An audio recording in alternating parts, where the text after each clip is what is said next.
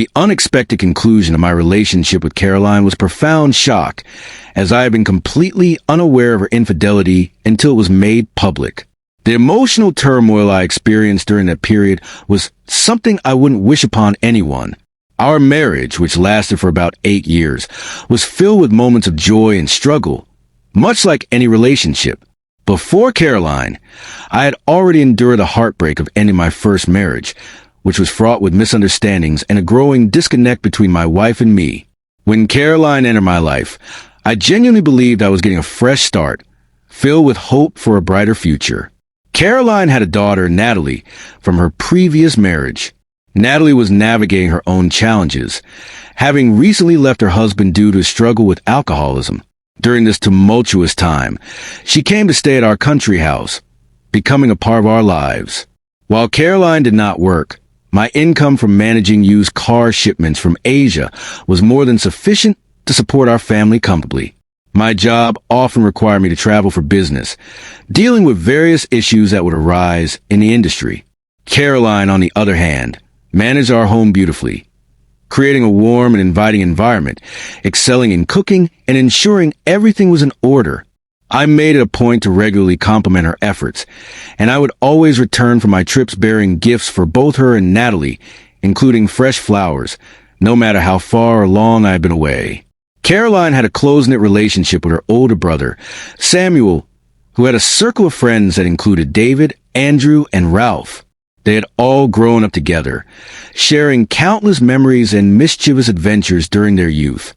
When Samuel turned 30, he decided to celebrate this milestone with a gathering of friends and family at Vus, a popular restaurant. Caroline was excited about the event and asked me, "Honey, I hope you're not planning another business trip. Can we go to Vus to celebrate Samuel's birthday?" I reassured her that there would be no surprises, and we dressed up for the occasion, ready to enjoy a night of festivities. The evening unfolded with laughter, dancing, and games that brought everyone closer together. Caroline, with her stunning voice, captivated the guests when she sang, showcasing the talent she had developed during her youth.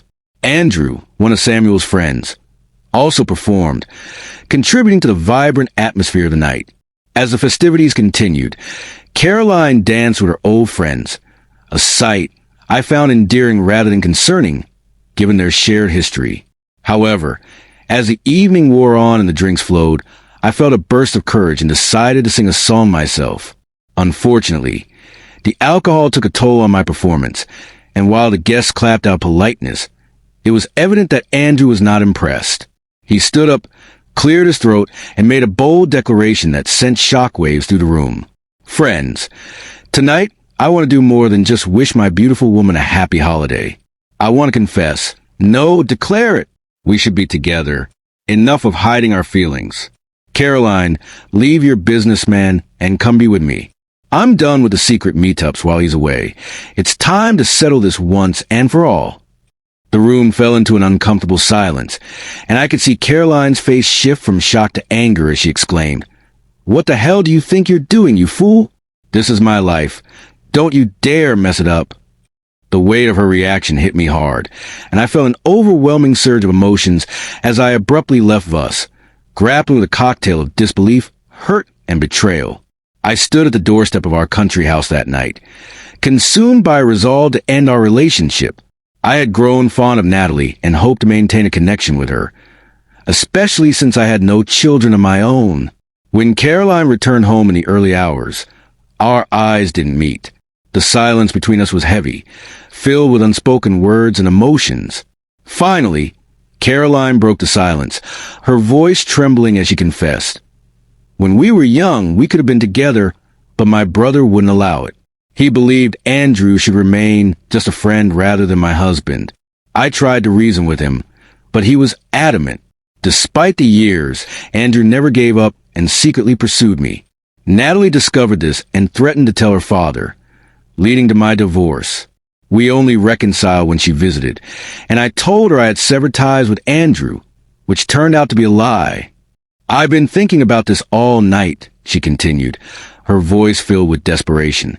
"How can I fix everything? You mean so much to me, and Natalie sees you as her real father. Please forgive me. I'm done with Andrew." At that moment, shattered by her betrayal, I found it impossible to forgive her. I responded as I imagined her first husband might have, simply saying, "Leave." And so we parted ways. Caroline moved in with her mother, forced to confront the realities of life and work once more. Over the years, I maintained a close friendship with Natalie, cherishing the bond we had developed. As for Andrew, he divorced his wife shortly after the incident at the restaurant. But his pursuit of happiness was fleeting, as work troubles quickly consumed his focus. Caroline made several attempts to reconcile, but once trust is shattered, it becomes irreparable. Her efforts to win me back were in vain, a testament to the notion that some wounds run too deep to heal.